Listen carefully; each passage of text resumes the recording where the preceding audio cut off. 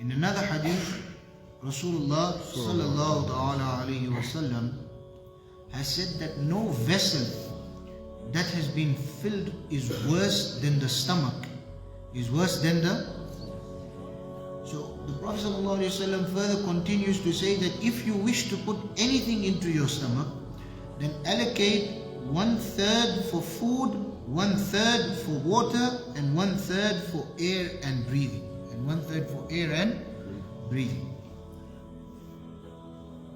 In another hadith, Rasulullah sallallahu alaihi wasallam has said that limit the sound of your burping. Limit the sound of your burping.